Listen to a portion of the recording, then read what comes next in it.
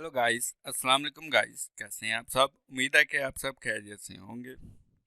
और आज जो हम चैप्टर स्टार्ट करने वाले हैं वो है चैप्टर नंबर 5। चैप्टर नंबर 5 का जो टॉपिक आज पढ़ेंगे हम, टॉपिक है 5.1। इसमें हमने पढ़ना है कि HTML का इंट्रोडक्शन पढ़ना है कि HTML होता क्या है। ठीक है, तो HTML एक लैंग्वेज है, कंप्यूटर की लैंग्वेज है। What is HTML? HTML is stand for hyper text markup language. ठीक है, तो ये किस लिए इस्तेमाल की जाती है? हाइपर टेक्स्ट HTML जो लैंग्वेज है ना, इसको हम वेबसाइट्स बनाने के लिए इस्तेमाल किया जाता है, क्योंकि वो जो वेब ब्राउज़र है वो सिर्फ HTML को ही क्या करते हैं, अंडरस्टैंड कर सकते हैं। बस आगे चलते हैं अपने टॉपिक की तरफ। When you send request to a web server through a web browser to access a web page, जब आप किसी वेब ब्राउज़र के ज़रिए क्या करते हैं, वेब सर्वर को रिक्वेस्ट भेजते हैं किसी वेबसाइट को ओपन करने के लिए, तो आपको वो जहाँ पे वो पेज दिखाता है वो HTML फाइल होती है। असल में वो क्या होती है? HTML फाइल होती है। जो वेब ब्राउज़र होता है वो HTML फाइल को बहुत ही अच्छी तरह से अंडरस्टैंड कर सकता है। इसका मतलब ये ही नहीं कि जो हमारा जो वेब पेज है वो बिल्कुल पूरा का पूरा जो है वो क्या HTML पे बेस करता है। ये सब बिल्कुल नहीं है। हमारे वेब पेज में जावास्क्रिप्ट, उसके बाद PHP, MySQL, मुख्तलिफ लैंग्वेजेस भी होती हैं। ठीक है, साल के तौर पर वेब HTML सिर्फ उसका क्या होता है, स्ट्रक्चर होता है। ठीक है, जो फंक्शनैलिटी वगैरह बाकी जो चीज़ें वो हम किसकी मदद से करते हैं, जावास्क्रिप्ट की मदद से फंक्शनैलिटी को इन्हांस करने के लिए। जी, मिसाल के तौर पर कि अगर हमने कैलकुलेटर बनाना है, कैलकुलेटर जो स्ट्रक्चर होगा, वेबसाइट का डिज़ाइन होगा, वो हम HTML में करेंगे और CSS में। ठीक है, उसके बाद स्ट्रक्चर है, ये क्या है, स्ट्रक्चर है, एक स्ट्रक्चर खड़ा हो जाएगा, फिर उसकी डिज़ाइनिंग जो होगी हम CSS के थ्रू करेंगे, ये भी एक लैंग्वेज है। उसके बाद अगर हमने उसको कैलकुलेटर बनाना है तो उसकी जो कैलकुलेटर की प्रोग्रामिंग है ये एक फंक्शनैलिटी है, तो उसके लिए हम PHP, जावास्क्रिप्ट, C++ कोई भी लैंग्वेज क्या कर सकते हैं, इस्तेमाल कर सकते हैं। समझ आ गई होगी कि HTML सिर्फ एक स्ट्रक्चर है वेबसाइट का, और वेब ब्राउज़र जो है वो HTML को ही क्या करता है, अंडरस्टैंड करता है बेहतरीन तरीके से। चलें आप चलते हैं इसकी डेफिनेशन की तरफ। Hyper text markup language stand for, it is a simple language to create. इस सबसे अहम, सबसे सिंपल, सबसे जो क्या कहते हैं उसे, आसान तरीन लैंग्वेज है तमाम लैंग्वेजेस में। जी, तो इसके हमने दो टर्म्स हैं, इसको हमने दो टर्म्स है, इसकी दो टर्म्स हैं, हाइपर टेक्स्ट और मार्कअप लैंग्वेज, ये दो टर्म्स हैं। आइए चलते हैं हाइपर टेक्स्ट क्या होता है। The terms hyper text is used due to the special text. बाज़ औक़ात आपने एक कुछ करेक्टर्स देखे होंगे, वो ब्लू कलर के होते हैं।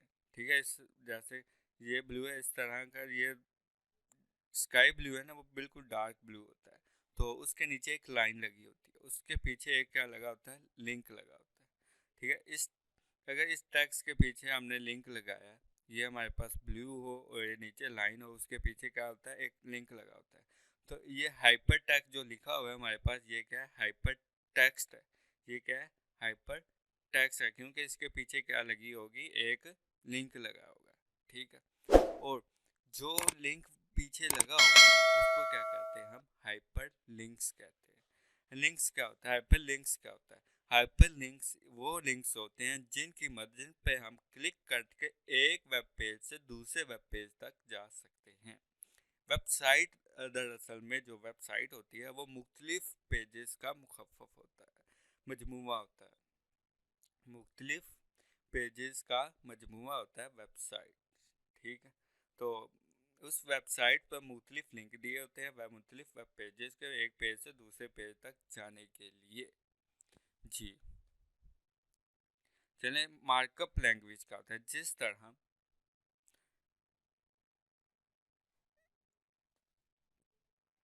Consist of series of element structure, markup structure banana, makeup करना, उसके बाद स्ट्रक्चर बनाना मुंह का। तो इस तरह ये लैंग्वेज ये एक वेबसाइट का स्ट्रक्चर बनाने के लिए इस्तेमाल होती है, मार्कअप लैंग्वेज। तो ये website consist of series of element, इसमें मुख्तलिफ टैग्स इस्तेमाल करते हैं, ठीक। उन टैग्स को एलिमेंट्स कहते हैं। उन टैग्स को क्या कहते हैं? उस टैग्स के इस्तेमाल, उन टैग्स और टैग्स में जो कंटेंट है, इन तमाम चीज़ों को क्या कहते हैं? हम एलिमेंट्स, ठीक है। चलें देखते हैं। हमारे पास एक होता है ओपनिंग टैग और एक होता है क्लोजिंग टैग, ठीक है। एक ओपनिंग टैग और एक क्लोजिंग टैग। इन दोनों टैग्स के दरमियान जो कुछ भी हमने चाहते हैं वो क्या होता है? कंटेंट होता है। कोई कंटेंट होता है, इमेज हो सकती है, मुख्तलिफ चीज़ें हो सकती हैं, टेक्स्ट हो सकता है, नंबर्स हो सकता है, ऑडियोज हो सकता है, मुख्तलिफ किस्म का डाटा हो सकता है जी। उसको क्या हम कहते हैं? कंटेंट। चले ये इस पूरे को क्या कहते हैं? हम फिर एलिमेंट कहते हैं। इस पूरे को क्या कहते हैं? हम एलिमेंट्स कहते हैं। चलिए एक एग्जांपल लेते हैं। ये हमारे पास एक पैराग्राफ का टैग, ये ओपनिंग टैग, ये क्या है? ओपनिंग टैग है। और एक हमारे पास क्या है? क्लोजिंग टैग है। इनके दरम्यान आई एम ए स्टूडेंट, ये क्या है? कंटेंट है। ये क्या है? कंटेंट है।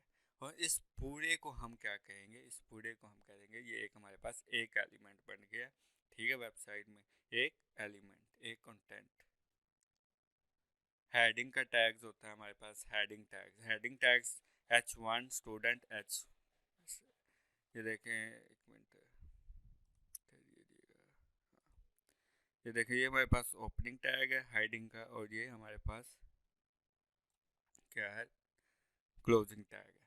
हेडिंग के हमारे पास टोटल 6 टैग्स होते हैं, 6 हेडिंग्स होती है हमारे पास। H1, H2, H3, H5, H6, ठीक है। H1 जो है ये सबसे बड़ी हेडिंग है, उसके से छोटी H2 है, उससे छोटी H3 है, उससे छोटी H4 है, उससे छोटी H5 है, उससे छोटी H6 है। सबसे छोटी हेडिंग हमारे पास कौन सी है? H6 है। और सबसे बड़ी हेडिंग H1 है, ठीक है। उसके बाद हमारे पास पैराग्राफ टैग है। ये हमारे पास टैग आ गया पैराग्राफ का, जो हमने मेरे पिछले एग्जांपल में लिया है। इटैलिक स्टाइल, एक इटैलिक स्टाइल होता है। एक क्या होता है? Italic style. उसका टैग क्या होता है? आई। आई से ओपन होता है, आई, ये टैग ओपन हो गया, और ये स्लैश लगा के क्या करते हैं? हम क्लोज करते हैं। अब हमने बनाना है पहला वेब पेज, ठीक है। तो ओपन द टेक्स्ट एडिटर, कोई भी हम ले सकते हैं, note pad, Sublime, note plus plus, मुख्तलिफ किस्म के एडिटर्स हैं, ठीक है। टेक्स्ट एडिटर जो वेबसाइट बनाने के लिए इस्तेमाल होते हैं।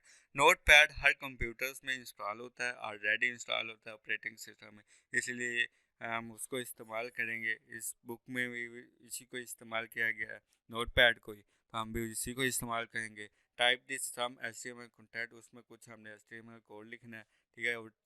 कोड लिखने के बाद कोड हम पढ़ेंगे आगे, मुख्तलिफ टैग्स पढ़ेंगे, फिर आपको समझ आएगी। और स्टेप नंबर 5 में क्या करना है? उस HTML कोड को क्या करना है? हमने सेव करना है। किसके एक्सटेंशन को? HTML और HTML एक्सटेंशन के साथ। तो फिर हमने क्या करना है? जब हम सेव कर लेंगे और हमने जो HTML फाइल सेव की हुई है उसको डबल क्लिक करने के बाद उसको ओपन करेंगे, तो वो एक वेब ब्राउज़र, वो एक ब्राउज़र में ओपन हो जाएगा। चलें इसका प्रैक्टिकल कुछ तस्वीर शक्ल में आपको मैं दिखाता हूँ। चलें सबसे पहले हमने क्या करना है? ओपन करना है नोटपैड ओपन कर दिया। सर्च विंडोज 7 में ये इधर आता है, ठीक है। सर्च इधर आपने नोटपैड लिखना है तो ये आ जाएगा। अगर विंडोज 7 आप इस्तेमाल करें तो स्टार्ट बटन पे जाएं, जिस तरह इधर आया सर्च बार, इसी तरह उधर आएगा सर्च बार में आपने नोटपैड लिखना है, उसको क्लिक करके आपने कर लेना है ओपन। उसके बाद ये हमारे पास नोटपैड का हो जाएगा ओपन। फाइल पे क्लिक करने के बाद हमने क्या कर सॉरी फिर हमने इस पर कुछ एक HTML कोड लिखना है। HTML कोड लिखने के बाद इसको अब करना है हमने सेव। जी, सेव फाइल पे जाकर सेव एज करना है, या कंट्रोल एस करके सेव आप कर सकते हैं। तो जहाँ पे आपने रखना है उसको डायरेक्शन दे, मैंने डेस्कटॉप पे रखा है, ठीक है। और इसको हमने एक नाम दिया है first.html, ठीक है। ये नाम देने के बाद हमने क्या करना है? ये सेव पे क्लिक करना है। तो ये हमारे पास HTML फाइल सेव हो जाएगी। ठीक है, अब इस फाइल पे वो हमने क्या करना है, डबल क्लिक करने के बाद इसको ओपन करना है। तो ये हमारे पास एक वेब ब्राउज़र की शक्ल में ओपन हो जाएगा। ये हमने फाइल की हुई थी। तो स्टूडेंट, ये मैंने कोड में लिखे थे। आगे मैं आपको बताऊंगा ये कोड किस तरह लिखेंगे, हमने प्रैक्टिकल करेंगे। ठीक है, ये तो तस्वीरी तौर पे था ना, तस्वीरी तौर पर नहीं करेंगे हम, फिर प्रैक्टिकल करेंगे। ठीक है, तो आपने हर प्रैक्टिकल को 2 से 3 बार ट्राई ज़रूर करना। ठीक है, 2 से 3 बार ट्राई करेंगे तो कुछ जहन में रहेगा, वरना भूल जाएगा। जी, ये याद करने की चीज़ नहीं है, इसको क्या, प्रैक्टिस। ये जो चैप्टर है अगर इसकी आप प्रैक्टिस करेंगे तो ये जहन में रहेगा, अगर याद करेंगे तो भूल जाएगा। जी, इसकी प्रैक्टिस करनी है। ये देखिए मैंने एक इधर लगाया हेडिंग का टैग, और ये पैराग्राफ का टैग लगा हुआ है, इधर इटैलिक का टैग लगाया था, मैंने आपको बताया था। और उम्मीद है कि आपको ये मेरी वीडियो पसंद आई होगी। Thank you very much.